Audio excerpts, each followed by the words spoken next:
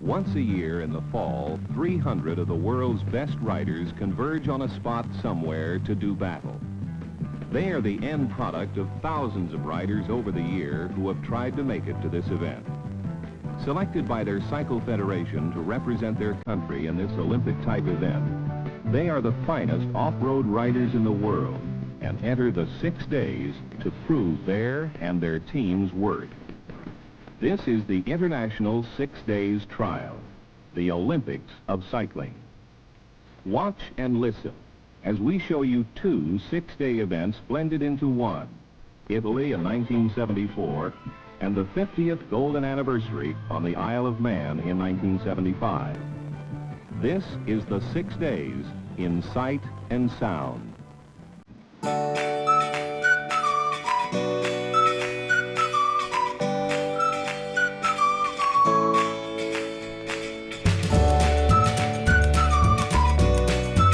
The 49th venue for the ISDT is the ancient fortress city of Camerino.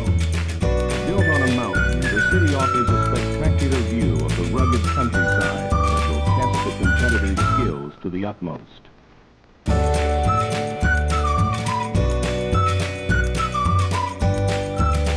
The U.S. Penton riders, as do most of the competitors, arrive 1 week early in Camerino to acclimate themselves and to properly prepare their cycles for the upcoming 6-day event. The U.S. trophy team, which consists of 6 riders and is the country's premier national team, is made up of Tom and Jack Penton, Carl Crank, Dane Leinbach, Paul Vanek, and Joe Barker. This is the 4th year Penton cycles have been the U.S. trophy team.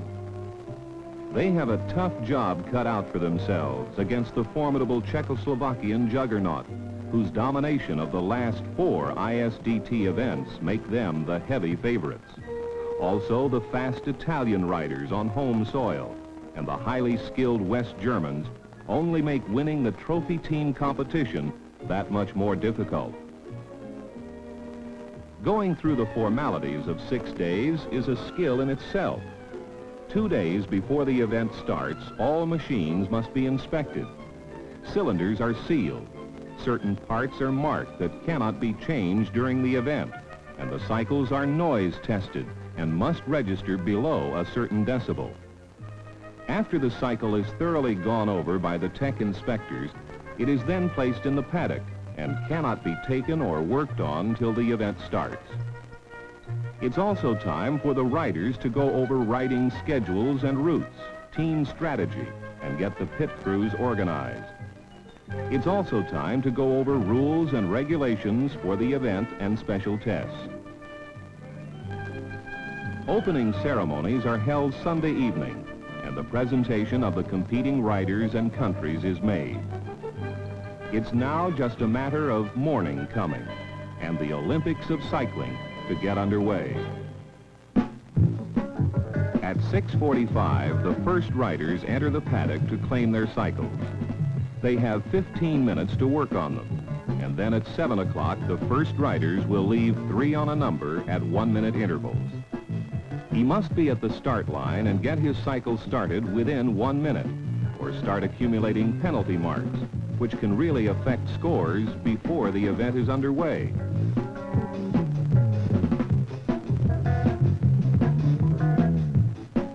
There are 9 capacity classes in the ISDT: 50, 75, 100, 125, 175, 250, 350, 500, and 1000 cc. All competitors are after the coveted individual gold medal. A gold medal is awarded to the competitor that loses no route marks by being late at known time checks and is within 25% of the top scores in his class in the special test events. A silver medal is won by losing less than 5 time marks, and a bronze medal is awarded for completing the trials and keeping within the 1-hour time limit at checks.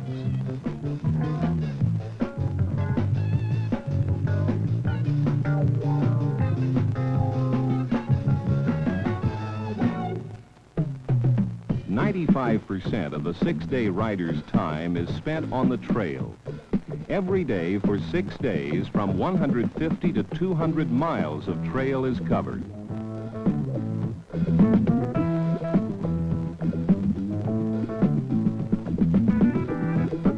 The Italian trail proved extremely difficult.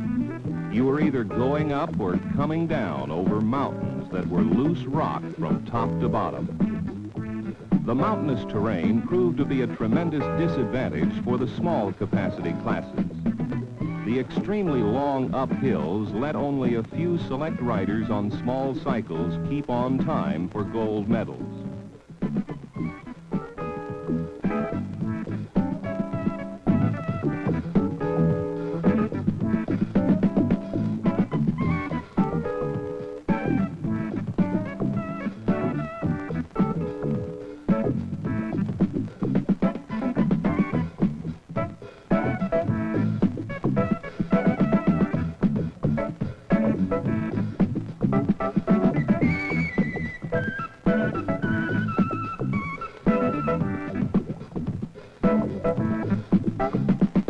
Type of trail you could not make a mistake on, and your concentration had to always be there. If not, one fall on the rocks could put you out with injuries or damage your cycle beyond repair. Many riders were to find out as their strength wore out as the days wore on.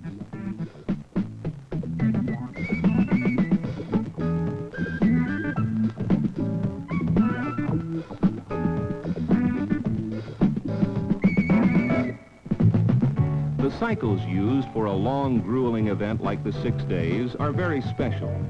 Cycles like the Zundaps and Jawas are all factory works equipment, not available to anyone but factory riders.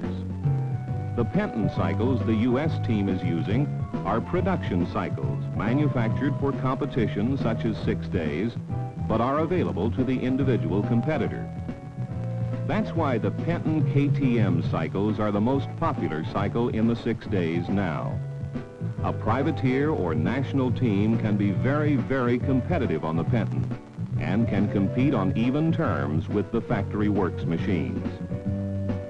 Without a doubt, the 6 days has meant more in the development of Penton cycles than any other type of event. A modern 6 days machine not only has to be super reliable, but able to compete in the special tests every day that include acceleration, motocross, and cross-country speed tests. A machine must be light, nimble, and powerful, yet be built like a tank. Let's look at the developments just in the past few years. Powerful engines set off most machines. Most 6-day engines aren't of the trials variety, but of the motocross variety, very fast and powerful. This is all put through 6-speed gearboxes. Only 4 years ago, everything was 4-speed, except for some lightweight machines. Suspension is advanced, where the cycles now are getting 9 inches or more on the front and rear wheel with special forks like Marzocchi and Ceriani. Exotic metals and alloys, such as magnesium, chrome moly steels, and aluminum alloys, are employed for lightness and strength. Most of the machines have solid-state ignitions, which offer trouble-free service. From one end of the cycle to the other, everything is very special and designed for a purpose.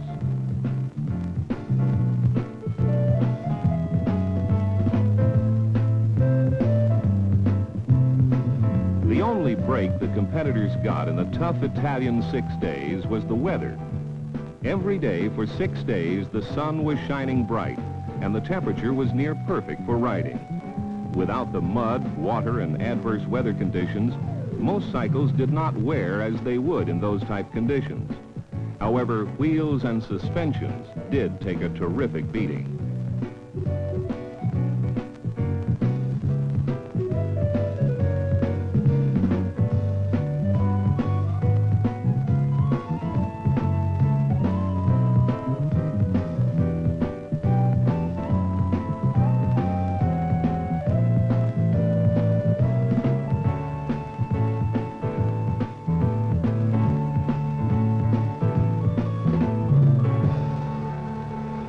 One of the special tests every day, along with a cross-country speed test, is the acceleration test.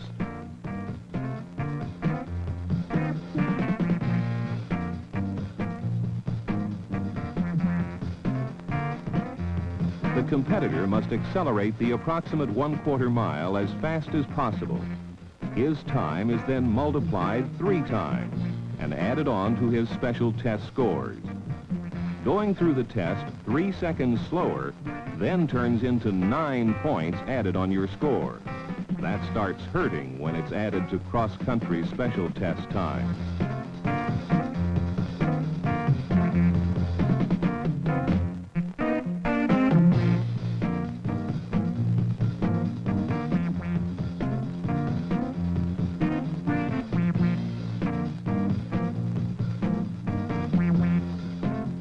As the rider accelerates through the test, he is also sound tested, and penalty points are added to his time for being over a certain decibel limit. The only break a competitor gets all day long is the fuel and time checks, and that is only if he is early. He must fuel his body and his cycle, and must attend to his cycle's needs, which are most important. Loose nuts or spokes, broken or wearing parts must be fixed with utmost concern, or the cycle will never make it to the finish line. Most competitors have about 15 to 20 items that they check over at every fuel or time check. Unauthorized spares and use of outside assistance is against the rules of 6 days, and a competitor can be disqualified for receiving help or spare parts or tools from pit crews or along the route.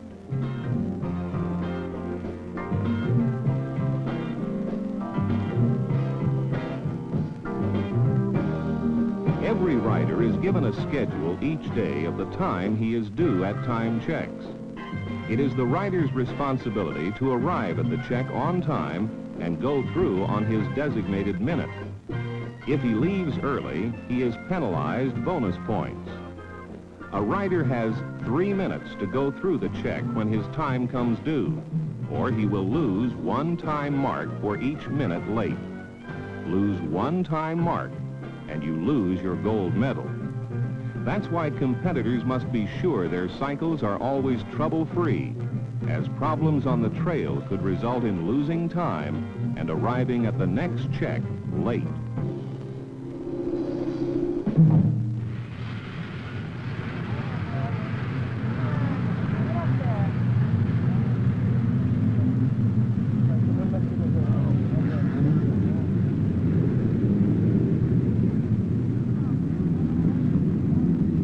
After the punishment of the Italian countryside, the competitors who made the entire 6 days must compete one more time in the massed motocross special test.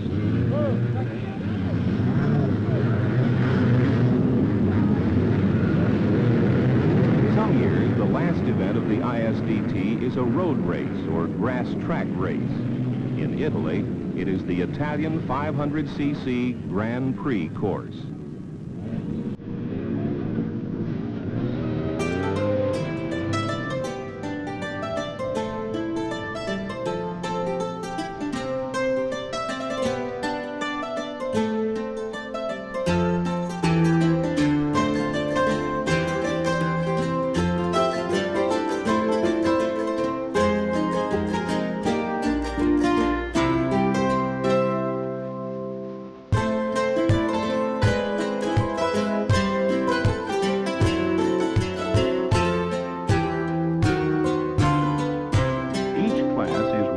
Timed individually.